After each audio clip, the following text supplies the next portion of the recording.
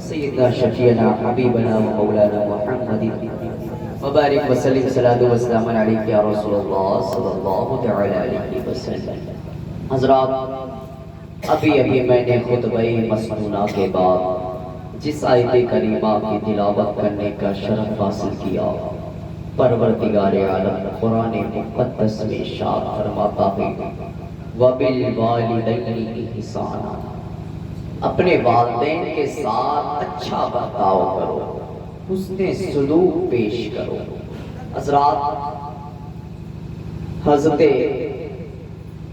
ابو ہریرہ رضی اللہ تعالی عنہ روایت فرماتے ہیں کہ آقا کائنات صلی اللہ علیہ وسلم کی بارگاہ میں ایک شخص حاضر ہوا۔ حاضر ہونے کے بعد عرض کرتا ہے یا رسول اللہ صلی اللہ علیہ وسلم، میری محبت اور خدمت کا سب سے زیادہ حقدار کون ہے؟ میرے آقا صلی اللہ علیہ وسلم ارشاد فرماتے ہیں تمہاری محبت، تمہاری خدمت کا سب سے زیادہ حقدار تمہاری ماں ہے۔ وہ شخص بارگاہ رسالت مآب صلی اللہ علیہ وسلم میں 3 مرتبہ وہی سوال عرض کرتا ہے، آقا وہی جواب دیتے ہیں تمہاری ماں ہے۔ پھر 4تھے مرتبہ عرض کرتا ہے یا رسول اللہ صلی اللہ علیہ وسلم، اس کے بعد کون ہے؟ میرے آقا صلی اللہ علیہ وسلم ارشاد فرماتے ہیں اس کے بعد تمہارے والد، یعنی تمہارا باپ۔ یعنی اگر مرد ہے تو سب سے زیادہ اس کا حقدار اس کی ماں ہے، یعنی اس پر، مرد پر سب سے زیادہ حق اس کی ماں کا ہے۔ اور اگر عورت ہے تو سب سے زیادہ حق اس کے شوہر کا ہے، اس کے شوہر کا ہے۔ حضرات، حضرت عائشہ صدیقہ رضی اللہ تعالی عنہا آقا کائنات صلی اللہ علیہ وسلم کی بارگاہ میں عرض کرتی ہیں یا رسول اللہ صلی اللہ علیہ وسلم، مرد پر سب سے زیادہ حق کس کا ہے؟ آقا کائنات صلی اللہ علیہ وسلم ارشاد فرماتے ہیں کہ مرد پر سب سے زیادہ حق اس کے ماں کا ہے، یعنی اس کے والدین کا ہے۔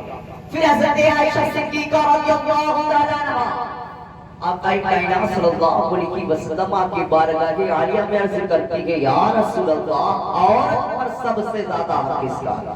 کوئی کہانی نہیں ہے کہ حدیث شریف ہے، کہانی نہیں سنا رہا۔ حضرت عائشہ صدیقہ رضی اللہ تعالی عنہا آقا کائنات صلی اللہ علیہ وسلم کی بارگاہ میں عرض کرتی ہے یا رسول اللہ صلی اللہ علیہ وسلم، عورت پر سب سے زیادہ حق کس کا ہے؟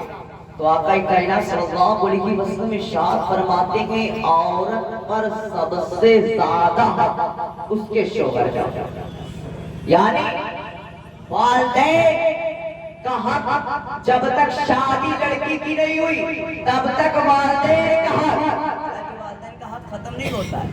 یہ کوئی نہ سمجھ لے اب کہ شادی ہو گئی، بچی ہے، عورت ہے تو اس کا حق، والدین کا حق ختم ہو گیا، نہیں، والدین کا حق کبھی پورا ہی نہیں کر سکتے ہیں آپ لوگ۔ آپ کا دنیا میں جتنے بھی لوگ آئے کوئی نہیں پورا کر سکتا ہے، لیکن جب شادی ہو جاتی ہے تو عورت پر سب سے زیادہ حق اس کے شوہر کا ہو جاتا ہے۔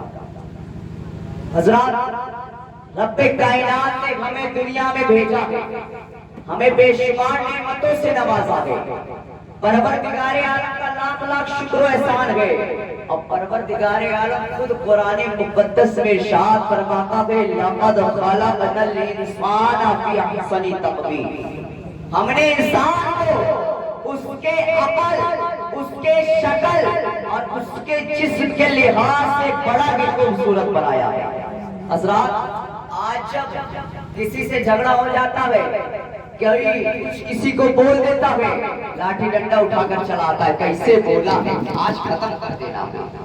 لیکن میرے آقا صلی اللہ علیہ وسلم نے ارشاد فرمایا کہ جب مومن بھائی میں، یعنی تم سے کسی مومن سے جھگڑا ہو جائے تو وہاں پر اپنے مومن بھائی کے چہرے پر تھپڑ سے نہ مارو، ڈنڈا نہ مارو، اور آقا کائنات صلی اللہ علیہ وسلم نے آگے ارشاد فرمایا وَإِنَّ اللَّهَ خَلَقَ آدَمَ عَلَى صُورَتِهِ، اللہ تعالیٰ نے انسان کو اپنی شکل و صورت پر بنایا ہے۔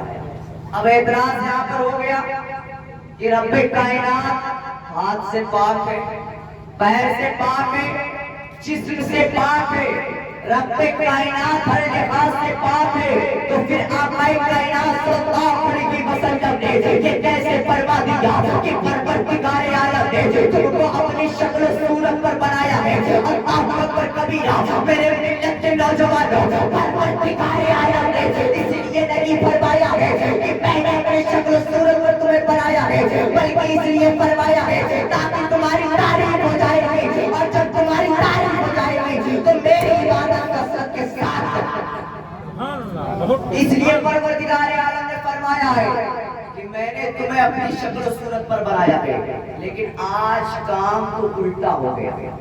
رب کائنات نے فرمایا کہ تمہیں میں اپنی شکل و صورت پر بنایا ہے تاکہ تم عبادت زیادہ سے زیادہ